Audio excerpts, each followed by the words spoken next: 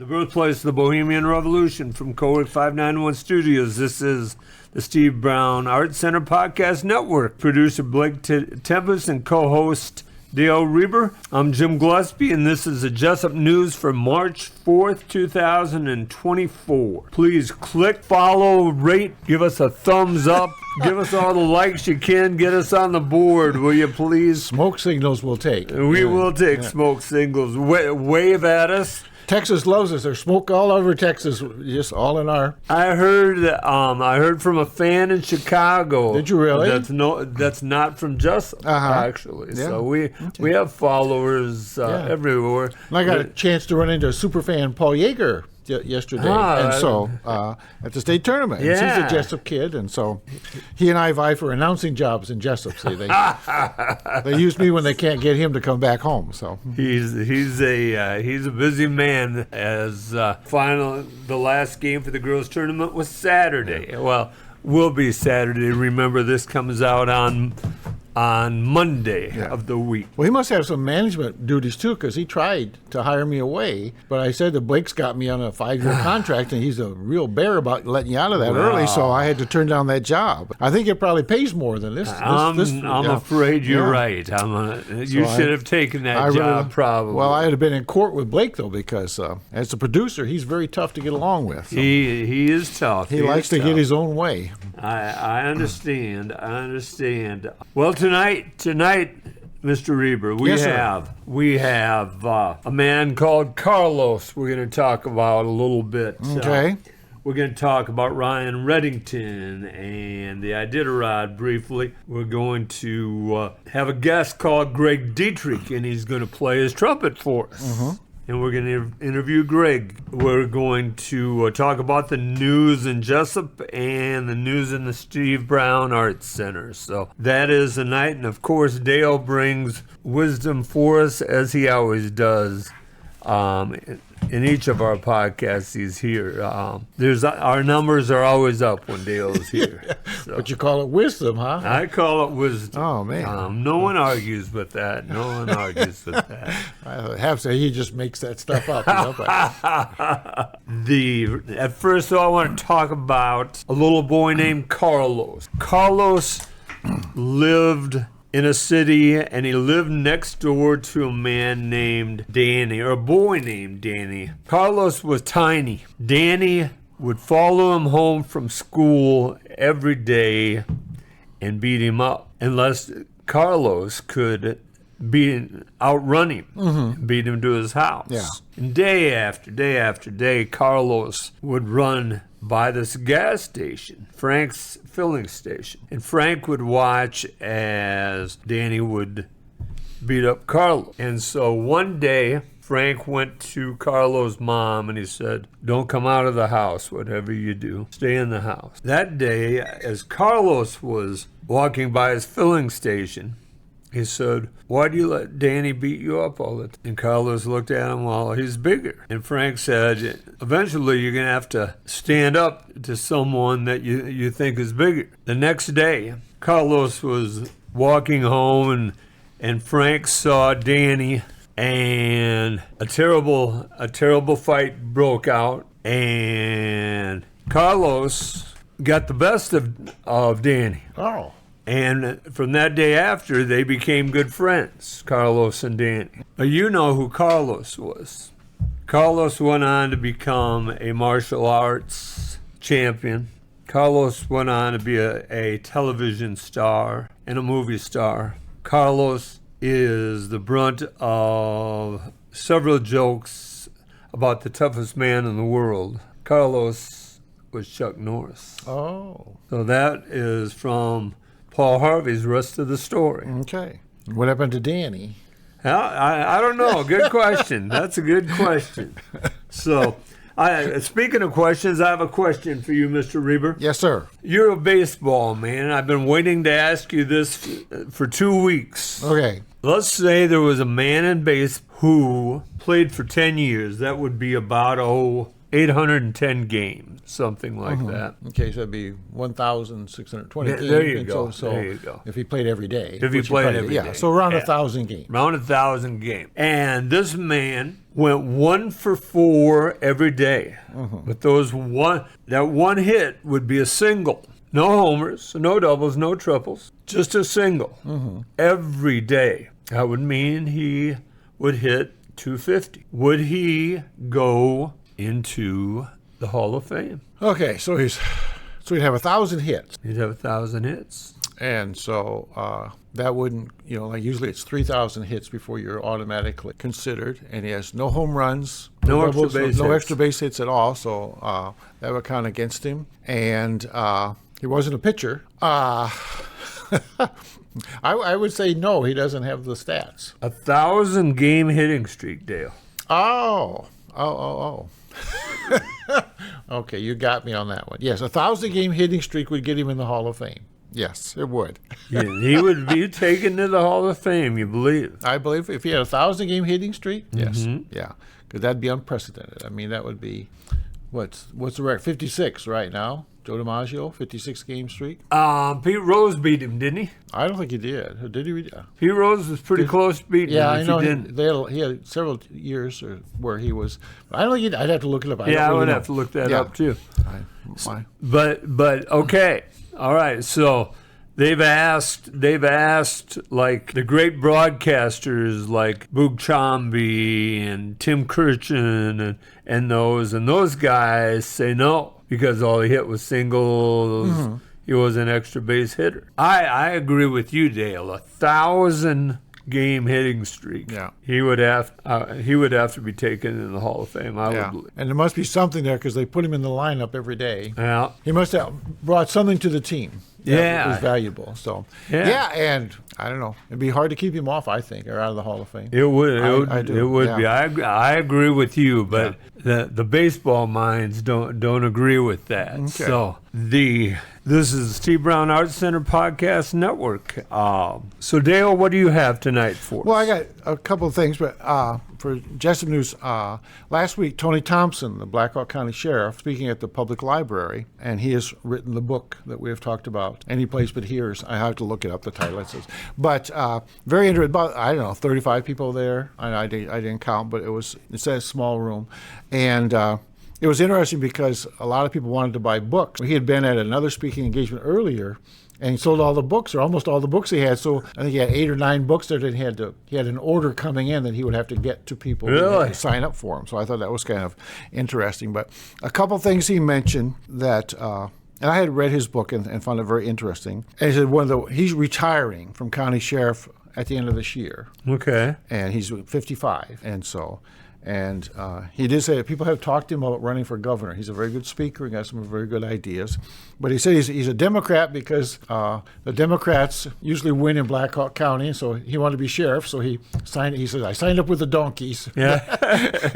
But he's not a true Democrat. He's conservative in some ways. But right now he says he has no interest in anything like that. But he said during the COVID epidemic, when it was in its heyday, he called Governor Reynolds. And he says, I begged her to close down Tyson because there was so much coming out of there. And she absolutely refused. He said, I talked to her chief of staff and to a legislator, and none of them would listen to me. And he said 250 people died because she would not close it. And he says that was on his watch, and it really has affected him that those people died while he was supposed to be protecting them, and he couldn't do it. And so I found that another reason why I guess I don't like Governor Reynolds. But she said she listened to the Tyson executives, some of whom were making bets on the floor, the guys on the floor making bets of who was the next worker that was going to die. And several of them I did end up getting fired for that once it became public. But see, that was in a lot of national news stories. Oh, yeah. That's why I remember hearing about him first. So he said that bothered him a great deal. And then he also said Iowa is 51st mental health services. And he said, so we're behind all the states and a territory, he didn't say which one, in providing mental health services for our population. So, and you might, a week or so ago, I had a list of things that Iowa is not doing very well in, and this is another one you just add onto it. And so it makes you kind of sad. So I have another thing I'll talk to you about later if you have If we have time. Yeah. If we have time later. I have a question for you. All right. And I'll give you $1 if you get it right. All right. Okay. Remember, the Steve Brown Art Center is a 501c3 nonprofit organization that has a vision for artists, young and old alike, to have the opportunity to better themselves while helping to build the skills of those around them. It will be offering community programming starting in Jesup before expanding to neighboring communities. Programming will include the community speaker series that will showcase existing creatives who reside within the community, as well as a pop-up series that will spotlight and partner with local businesses to provide opportunities for community engagement. The long-range vision is to house a rural artist residency program for professional and emerging artists in all areas of the arts and humanities. Artists will be offered accommodations and studio space in exchange for a contribution of labor and maintenance of the buildings and grounds. This is a Steve Brown Arts Center podcast network, and this segment of the show is sponsored by Reyes Concrete, the Littleton Lounge LLC, and the Littleton Chatham Historical Society, and Laces. Hold on, as we have a guest coming on our show next. His name is Greg Deitrick, and he is a trumpet player. So we'll be right back. We're back, and this is the Steve Brown Arts Center podcast network. I'm Jim Gillespie with co-host Dale Rueber and producer Blake Tempus. This part of the show is sponsored by Joe and Judy Olson, the Independence Bulletin Journal, Derek's Repair LLC, and Keith Bickert.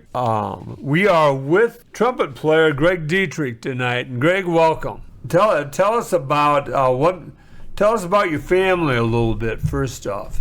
Well, I moved back. I grew up here, and I went in the Navy and did the whole thing, and came back to Iowa, and I met my wife, and we have wonderful kids. And how many children? I have 3, 2 girls and a young boy. Okay, and what's your wife's name? Wendy. Wendy, what's Wendy do? Wendy was with Hy-Vee for many years, and she's no longer there, so okay, she's kind of retired from there. So all right. So yeah. And what made you want to become a musician? Well, I think I did like most. You start out as a kid in school, elementary school, and then I got to East and had a wonderful band director, Rich Patterson, from back in the day. You might have remembered him. That name's familiar. Yep. Yeah. And then played through there, and then I went in the Navy, and I kind of stopped for a few years. Got to San Diego and met up with a guy that had a salsa band, and he asked me if I wanted to play trumpet in his salsa band, and did that and played there for years. And then I moved back to Iowa and picked it back, continued playing. Mm-hmm. So yeah, it's been a lot of fun. Were there a lot of opportunities in Iowa for you to play, or? Kind of depends. It's kind of tough for a trumpet player. I mean, if you're a rhythm player, bass, drums, piano, it's a lot of opportunities there. Yeah. Trumpet is a little more difficult, but I've had some good things. I play with the Cedar Valley Big Band. I play in that band, so we play doing some things this year. We always play at the honor flights, and so so. I actually have a April 6th, I was going to say this, April 6th, the Iowa Eats Festival is at the convention center. And so you can go to that and get tickets, and I'm going to play there for a couple hours. Okay. So should be fun. Yeah, people will be roaming around, so I'll be playing for a couple hours. Okay. So. Yeah. It must have been interesting playing for a salsa band in California. Well, there's a lot of it there. Yeah, I was saying there's like a band on every corner sometimes. And so. Yeah, pretty much. And so we went, between San Diego and Los Angeles, we did a lot of playing. Yeah. So did you wear a sombrero or anything like that? No. I was only probably in like the mariachi bands, Okay. But salsa bands, it was great. Salsa, merengue. Yeah. Oh, it's just wonderful music. So. I would think, yeah. What peppy? Yeah. It just makes you want to dance. It's just great music. Yeah. Do you play other instruments besides the trumpet? Just flugelhorn. I Okay. didn't bring my flugelhorn, but I play flugelhorn. Yeah. So Yeah. that's for the ballads and things like that. It's before we go on with the trumpet and stuff, and have you play, what other hobbies or interests do you have outside of music? Of course, I work. I still work. I'm getting close to retirement, but I work. I work at the post office. I've worked there for about 30 years. So I do that, and it's pretty much music and family. That's my life. Yeah. It's a great life. We have fun as a family, and I get to play a little music here once in a while. So That's good. It's great. Yeah. Are your Good way to live. children? Excuse me. Are your children musicians then too?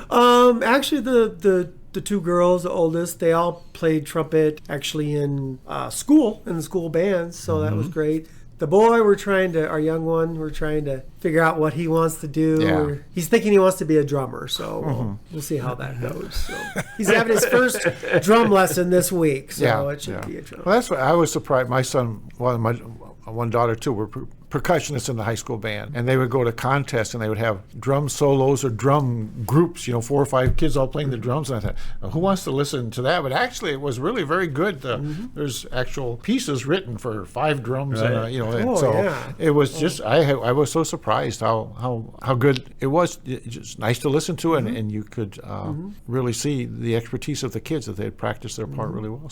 So yeah, I think I love percussion. So. What draws you to music, Greg? Oh, it's just I mean, it's like an art. I suppose anyone that's an artist of some sort, painting, whatever it is.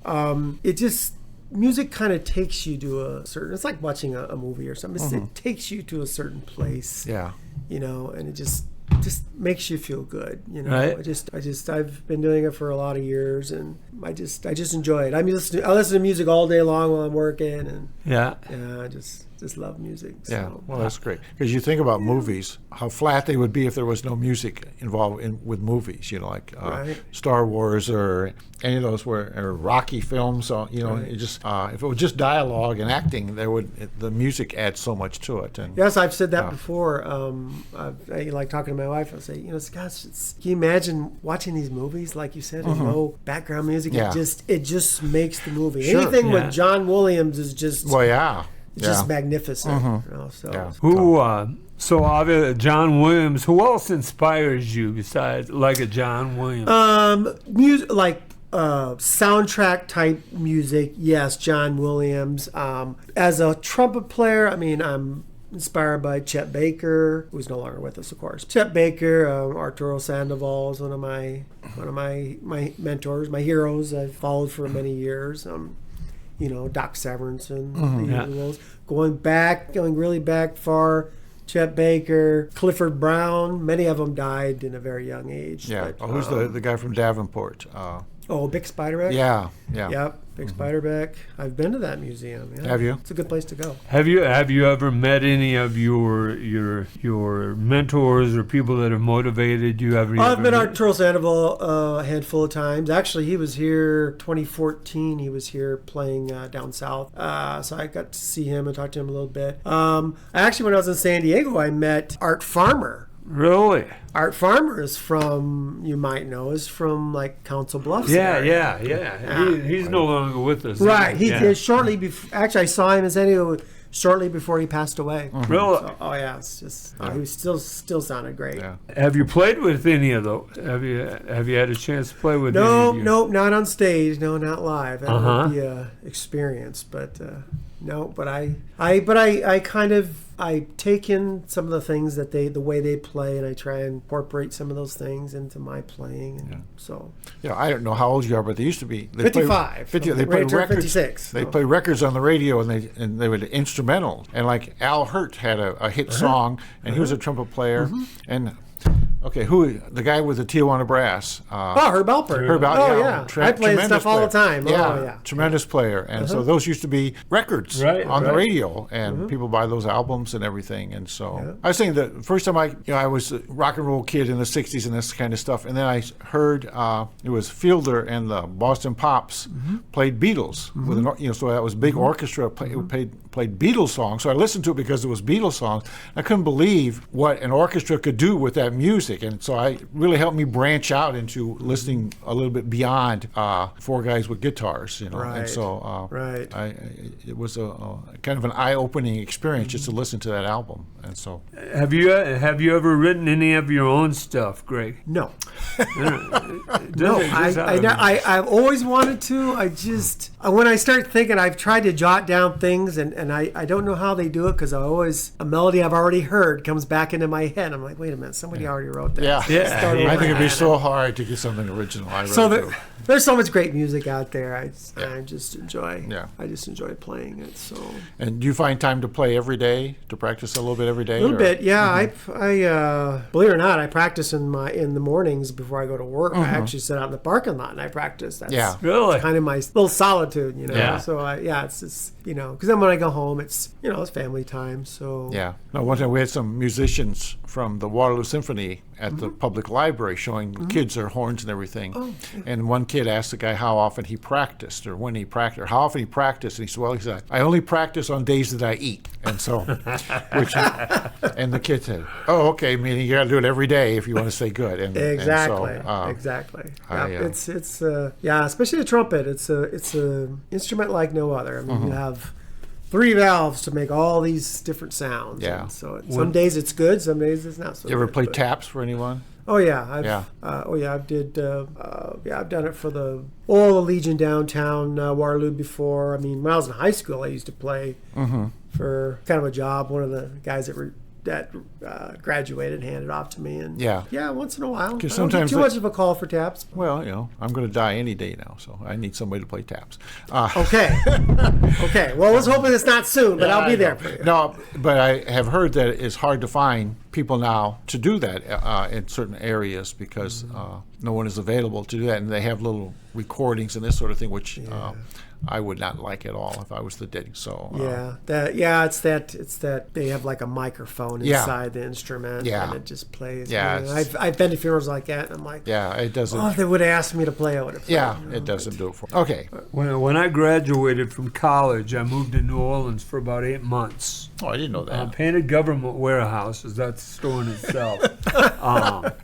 Some of them as long as Jesup, mile long. Oh, okay. They were huge. I lived probably 12 blocks from Jackson Square, and I would walk downtown a lot. You know, I was young. And I would go downtown a lot and listen. So much live music and so many guys playing the trumpet downtown outside. That was wonderful. Oh, yeah. Really enjoyed that. Yeah. You know, it is something that, like you said, Dale, we don't get enough of, and it's just not as popular as it used to be. And I don't know why that is. I don't know what happened. Tonight we'll make sure that people get a taste of it. So.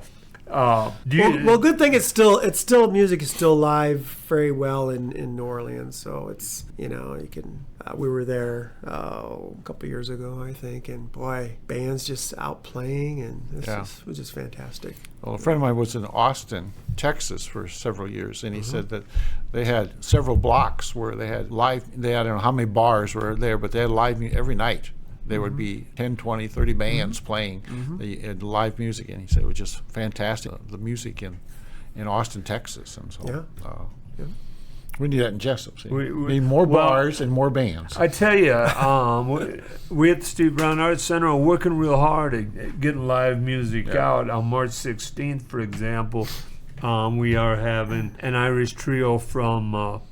We're co-sponsoring an Irish trio with the Sanity Room in Independence. That's St. Patrick's Day weekend. Yeah. So, and we have 3 groups playing at Watermelon Day, and have another group playing at Farmers Day. We're trying to sponsor live music, because I agree with you guys. It's hard to beat live music. Yeah, really. Well, I've just started this. Of course, I play with the big band, and I just started this a few months ago. It's kind of a solo thing. I've been putting recordings on my Facebook page, so I'll set up and play. That's what I'm gonna do, like April 6th, and probably play some farmers market type stuff coming up. Yeah. And so I just said I have a background music, and I just sit and play tunes. Yeah, that's great. So, Yeah. Well, I tell you, let's take a break here, and we'll come back, and we'll have you play some for us. Looking forward to it. We want to make sure that you support our sponsors. Our sponsors are awful kind to us. Some of those sponsors are Jacobs and Fabrication Repair LLC, south of Jesup. Even Events and Rental sets up our tents for us at Watermelon Day in Littleton. Thomas James LLC and Boyd's Food Truck, Mickey D Pizza and Lobster, and Dream Chaser Acres. So this is the Steve Brown Arts Center Podcast Network. We'll be right back. And we're back, and this is Steve Brown Arts Center Podcast Network, and we're here with trumpet player Greg Deitrick, and we're going to have Greg play us a few songs. While we were off camera here, Greg played us a song that Charlie Chaplin wrote, and I didn't realize that was Smile. Yeah, and we as we talked in the spoken interview, live music is wonderful, and we're so glad you're here tonight, Greg. So we'll let you take it from here. Thank you for inviting me. I appreciate it.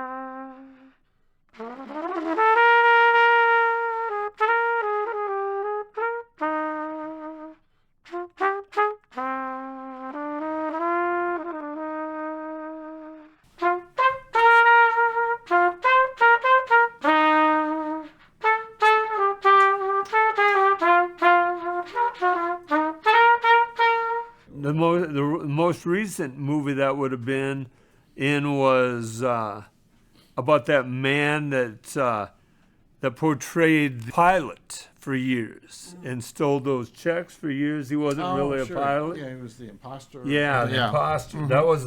That was the last movie I saw that song in.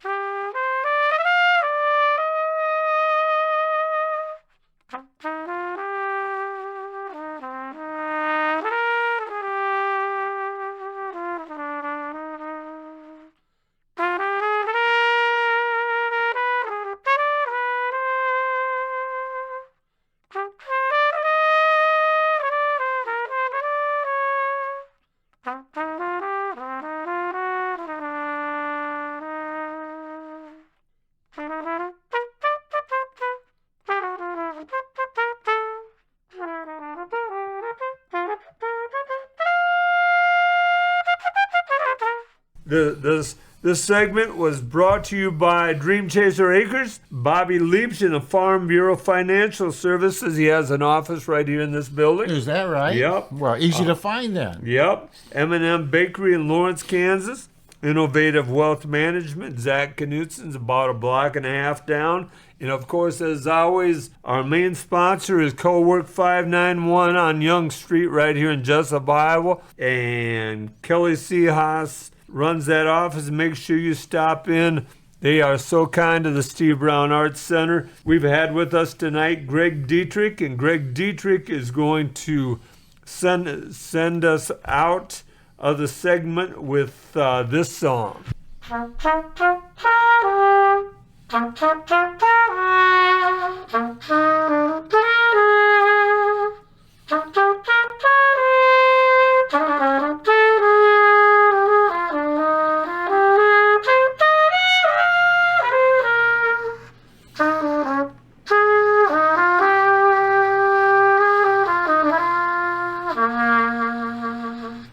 This is Steve Brown Arts Center Podcast Network, and we just had trumpetist Greg Deitrick on. Thanks, Greg, for coming in.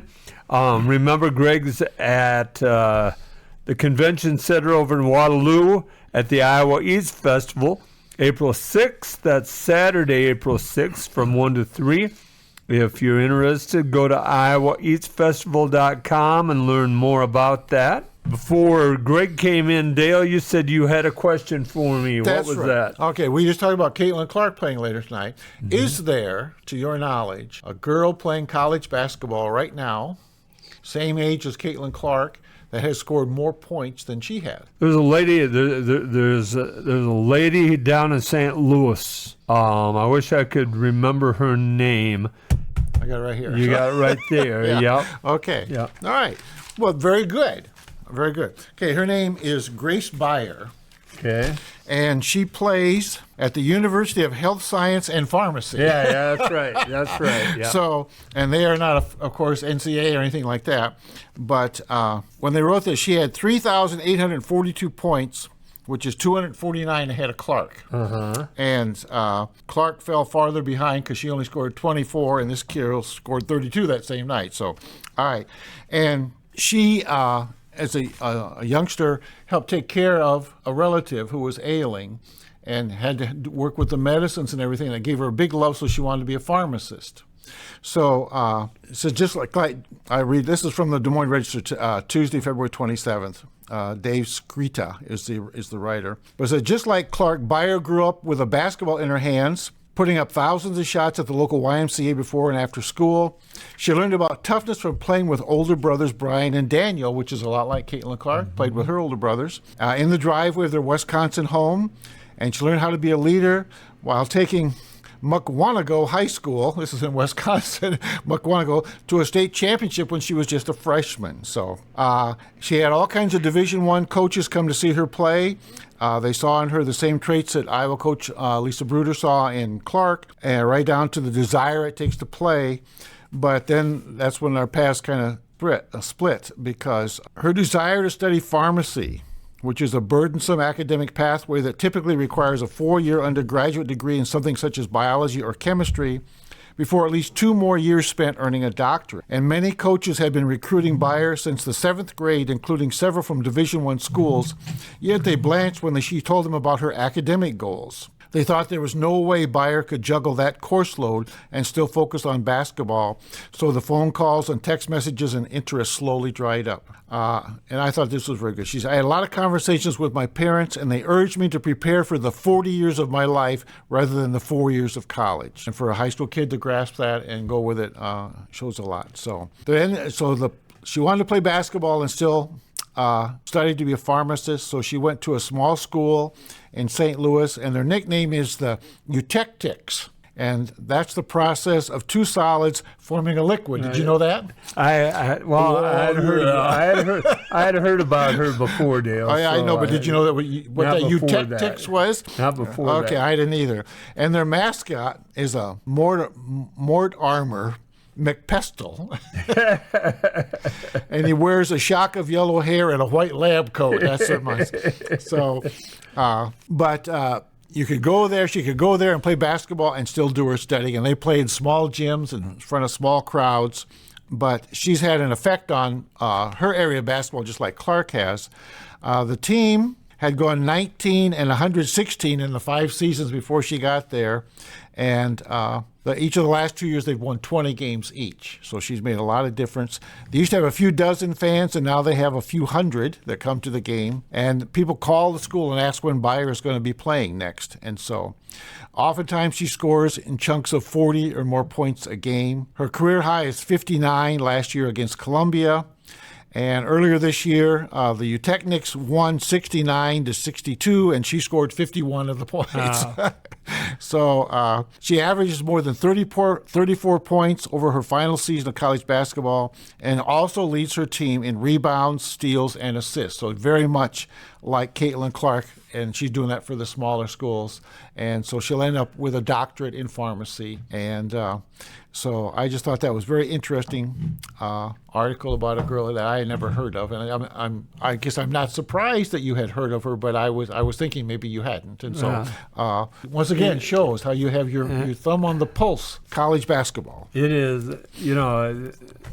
it amazes me, a young lady like that. There's a lot of young men, young women that go to college that are great athletes that as soon as they graduate from high school don't play because they're going into a science-related field. And it's not that they can't miss class, because a lot of universities have people that travel with them, tutors that travel with them and work with them on the class. It is the in the labs that they would miss a lot. Yeah.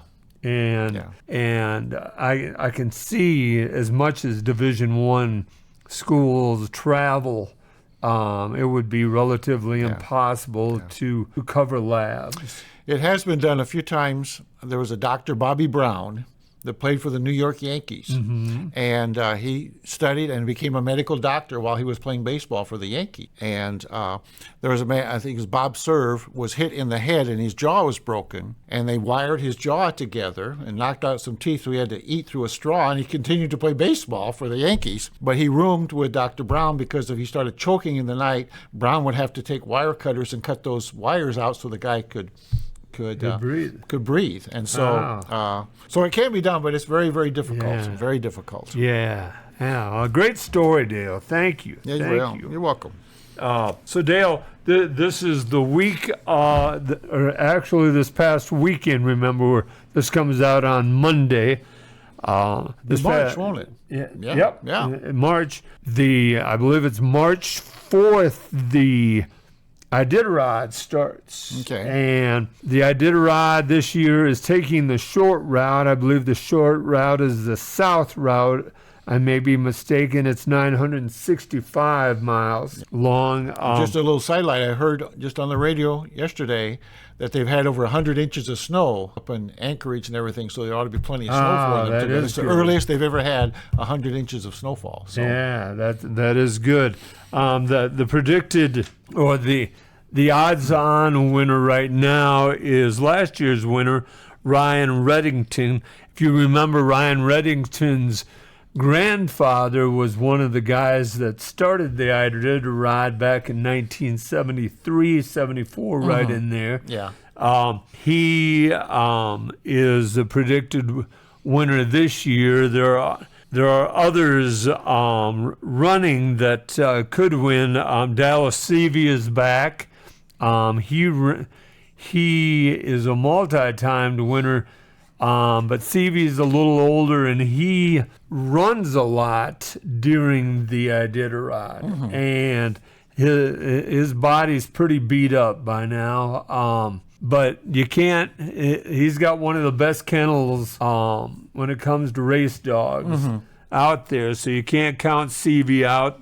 There's a woman named Jessie Royer that's ran third twice. She's run 21 times in the Iditarod. The Iditarod will be 100 years old next year, I believe. It was 1925 when they ran that serum from is it from Anchorage to Nome, I believe. I believe so. Yeah, and it will be 100 years next year. So they're they've struggled a lot. They've battled PETA and other animal rights to keep this going. This year it's incredible. There are 14 rookies and 2 other people that are considered rookies, although they started last year but had to drop out, so they're still considered rookies. But out of over 32 sleds, 16 of them are rookies. It's just so expensive because of the change in weather.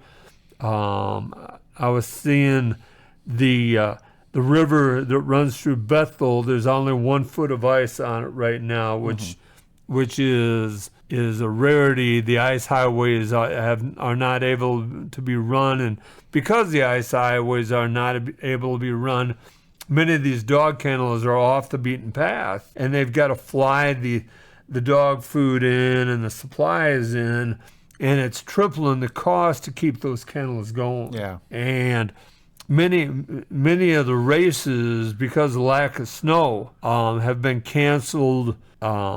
Up in Duluth, up in northern Michigan, to name just a few this year, have been canceled for lack of snow.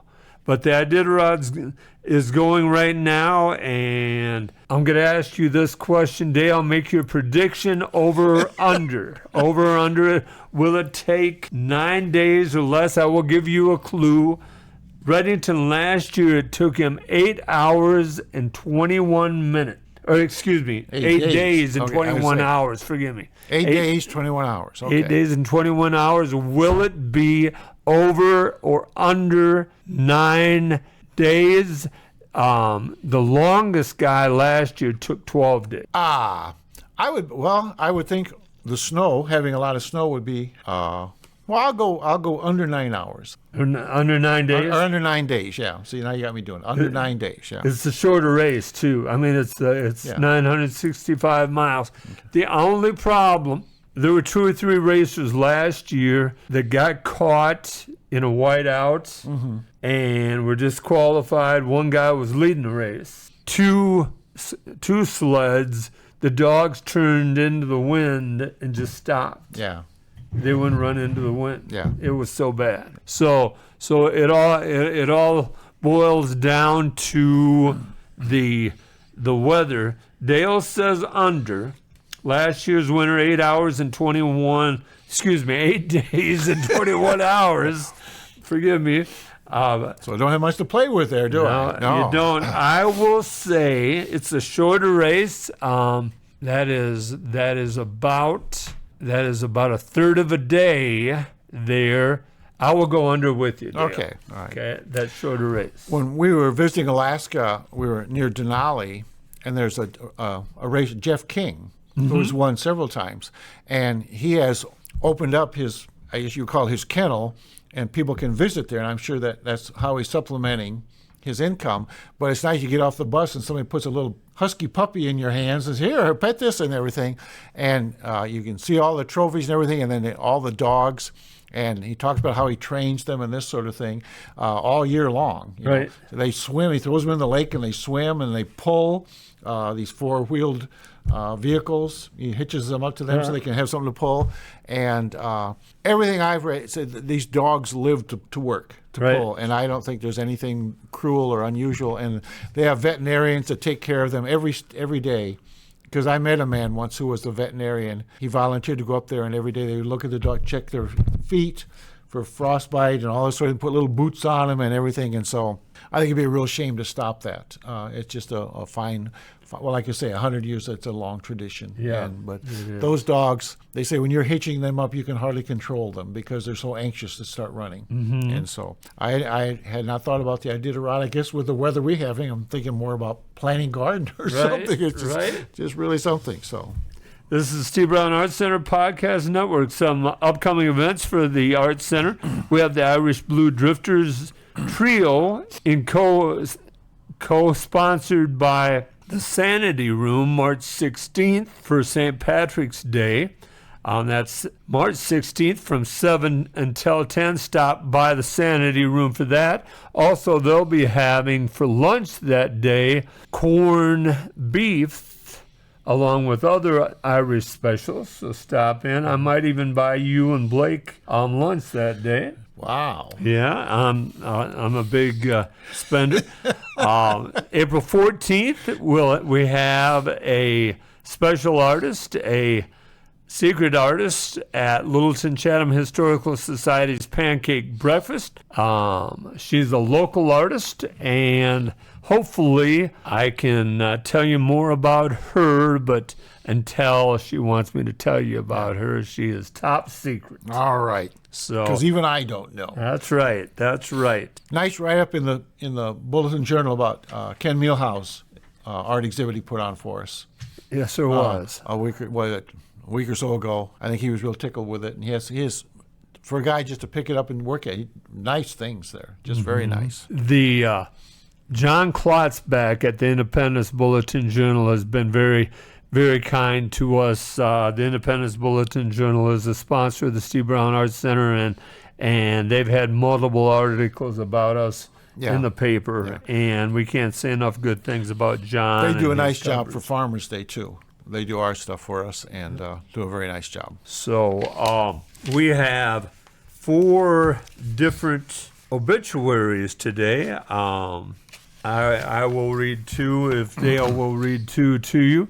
First one is Craig Allen Schutte, 72 years old, at Jesup, Iowa, a longtime Jesup resident. Passed away February 18th, 2024. Craig was born March 10th in 1951 in Independence, the son of Gail Alvin Schutte and Mary Imogene Whitney Schutte. He graduated from Jesup High School with a class of 1969. He furthered his education at Morningside College in Sioux City, Iowa, on a wrestling scholarship. He also attended officer training for the U.S. Marine Corps, hoping to fly airplanes. Craig then returned home to work on the family farm. On July 14, 1973, he was united in marriage to Kathleen Jane Delawy at Emmanuel Lutheran Church in Independence. They raised 3 children in Jesup, and Craig also took over his father's Pioneer seed business in 1989. Craig enjoyed flying airplanes, farming, Cajun food, visiting his Texas homes, vacationing with family and his grandchildren. He was a Mr. Fix-It, the leader and patriarch to his family, especially after the death of his wife, Kathy J. Schutte, on February 7, 1997. Craig was fierce in his political beliefs and loved a good debate, although you could never prove him any different. He had so much love for all 11 of his grandchildren, and when he called, they knew they better get their work clothes on. However, he paid the best wage. Craig is survived by his 3 children, son Christopher Schutte, and 2 daughters, Katie, all of Jesup, 11 grandchildren, Callista, William, Ruby, and Phoenix Schutte, Mace, Carson, and Cash, Nickel, Theo, Emmy, Otto, and Leela Maynard. His significant other, Becky Batterson of Waterloo, Iowa. 3 sisters, Vicki Decker of Prior Lake, Deborah Tokheim of Prescott, Wisconsin, Nancy Ober of Garden Ridge, Texas, 1 brother, Kent Schutte of Cambridge, Minnesota, brothers-in-law Ron Deloy of Newton, Iowa, Al Penfold of Clear Lake, Iowa, also many nieces and nephews. He is preceded in death by his wife, Kathleen, also his parents, Gail and Mary Jean Schutte, his mother-in-law, Melinda Delawy, brothers-in-law, Bruce Tokheim and Joel Decker, and sister-in-law, Marlene Penfold. I was at that funeral, and the Methodist Church, which I'd never seen so many people in there. Mm-hmm. Just they had chairs everywhere and people standing in the back, and it was a marvelous send-off for a really good guy. Who do you have there, Dave? I have Jeanette Kester. Jeanette Marie Kester, 92, of Jesup, died Wednesday, February 21 at the Buchanan County Health Center. Funeral services were February 26th at St. Athanasius Church and burial in the St. Athanasius Cemetery. They had a visitation the day before. Memorials can be directed to St. Joseph's Indian School at 1301 North Main Street in Chamberlain, South Dakota, and other charities. And you can still do something like that through white-mounthope.com. Jeanette was born April 29, 1931 in Jesup, the daughter of Paul Kirkhope and Irene Eyre Kirkhope. She graduated from Jesup High School with a class of 1948. And that's 1 year after I was born. So people live long lives. Yeah. On September 9, 1953, she was united in marriage to Jean Maurice Kester at St. Athanasius Catholic Church in Jesup, where she was a lifelong member, and she worked as a secretary for her brother, Jack Kirkhope, at Catholic Family Benefits Society in Waterloo. Jeanette is survived by 2 daughters, Deborah Andrews and Barbara Michael Farrell, 3 sons, Ronald Kester, Richard Kester, all of Jesup, and Robert Kester of Albuquerque, New Mexico. 10 grandchildren, Dana, Harold, Jenica, Arias, Shayna, Kristen, Hutchins, Garrett, Caitlin, Ian, AJ, Mariah, and Megan. 7 great-grandchildren, Kyla, Kensley, and Emery, Braylee, Colton, and Elena, and Lauren. And 3 sisters, Margaret Ditz of Independence, Mary Teal of Evansdale, and Barb Fernald of Jesup. In addition to her husband, Gene, who died in 2008, she was preceded in death by her parents, 3 sisters, Shirley Bagby, Madonna Coulter, and Alice Furnow, and 1 brother, Jack Kirkhope. And White Funeral Home was in charge of the arrangement. Mrs. Kester had four of her granddaughters play basketball for me at Jesup, and Dana, Jenica, and Shayna. Okay.